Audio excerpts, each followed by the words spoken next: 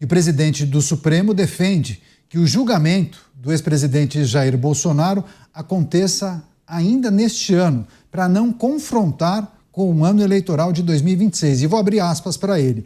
Tenho dificuldade de prever o tempo do julgamento porque, recebida a denúncia, será requerida as provas. Idealmente, se for compatível com o devido processo legal, seria bom julgar este ano para evitar o ano eleitoral. Mas o devido processo legal vem à frente. Fecho aspas. Inclusive, em meio a esses debates, o vice-governador de São Paulo, Felício Ramute, disse que a entrada do governador Tarcísio na corrida à presidência da República é um cenário que cada dia mais se consolida. Eu vou trazer daqui a pouco em detalhes essa manifestação do vice-governador de São Paulo, mas eu quero que primeiro a gente faça as análises e as reflexões sobre essa manifestação do ministro do Supremo Tribunal Federal. Você, Cristiano Beraldo, a gente já tinha, inclusive, debatido e informado o nosso público sobre esse posicionamento de alguns integrantes do Supremo, né? Essa pressa ou essa necessidade de agilizar todo o processo para evitar que o julgamento que envolve Jair Bolsonaro entrasse no ano eleitoral. E não muito na campanha eleitoral, que seria talvez o pior cenário para a avaliação desses juristas. Mas o que achou dessa fala do ministro Barroso? Seria bom julgar Bolsonaro ainda este ano? Parece que o ilustríssimo senhor ministro se confundiu. Ele deve estar achando que preside o Tribunal Superior Eleitoral e não o Supremo Tribunal Federal. Por quê? O Supremo Tribunal Federal não se afeta pelos calendários das eleições. Se o Supremo Tribunal Federal tivesse que agir se sentindo pressionado ou limitado em razão da data das eleições, imagine a cada 2 anos sofrendo esse tipo de influência. O que está sendo julgado, no caso específico do ex-presidente Jair Bolsonaro, é de cunho eleitoral, porque se for, deveria estar no TSE e não no STF. Ele tem que se preocupar, assim como os demais ministros, com a Constituição, com a lei. E aí reside um ponto fundamental, Caniato.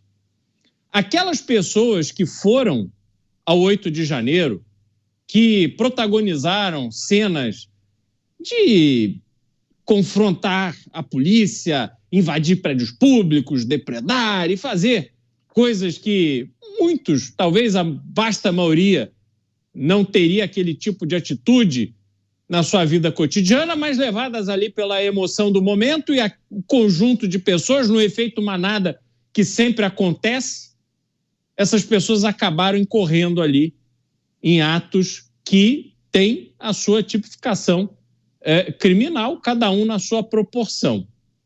Agora, qual foi o papel, e isso é que precisa ser estabelecido nesse julgamento, do ex-presidente Jair Bolsonaro e dos demais membros do governo que estavam dentro do Palácio do Planalto em relação ao que aconteceu em 8 de janeiro? Tem responsabilidade, Caniato. O que a gente precisa lembrar aqui, e é o nosso papel chamar pela memória de todos, que o Brasil passou alguns meses com pessoas acampadas às portas dos quartéis. E elas não estavam ali por acaso, elas estavam ali nas portas dos quartéis manifestando a sua insatisfação com o resultado das eleições. Foi isso que aconteceu. Sejamos claros. Qual era o papel do presidente naquele momento e também dos comandantes militares em relação àquelas pessoas que ali estavam sob sol e sob chuva? Era ser claro, dizer a ela: nada acontecerá que não o previsto na Constituição Federal. No dia 31 de dezembro se encerrará um governo, no dia 1º de janeiro se iniciará outro, e as Forças Armadas nada farão para interromper o curso normal da democracia brasileira. Esta mensagem deveria ter sido passada. O ex-presidente deveria ter sido claro para que ninguém se iludisse. Entretanto, isso não aconteceu. Nós vimos diversas manifestações que não diretas, mas que iam gerando aquele clima. Puxa, de repente alguma coisa vai acontecer. Olha, se pressionarmos aqui, alguma coisa pode acontecer e não teremos um novo presidente no dia 1º de janeiro. Pois bem, isso tudo aconteceu. Qual é o papel do Supremo Tribunal Federal, Caniato? É avaliar o seguinte: o que foi dito ou o que não foi dito é crime? Porque se for crime, terá que ser tratado como tal, mediante provas. Agora, se não se puder configurar crime naquilo que foi dito ou omitido, aí realmente vai ficar muito difícil estabelecer esta conexão de que as manifestações verificadas no dia 8 de janeiro de 2003 foram gestadas, planejadas dentro do Palácio do Planalto com o propósito de tirar o presidente que tinha acabado de tomar posse uma semana antes. Que é uma coisa louca, porque você sai do governo, assume outro governo e depois você articula para tirar esse governo que acabou de assumir. Diz a lógica, e qualquer pessoa chega a essa conclusão, que melhor teria sido, então, impedir que o governo tomasse posse. Mas não foi isso que aconteceu. Então, o Supremo Tribunal Federal está se colocando numa situação extremamente difícil.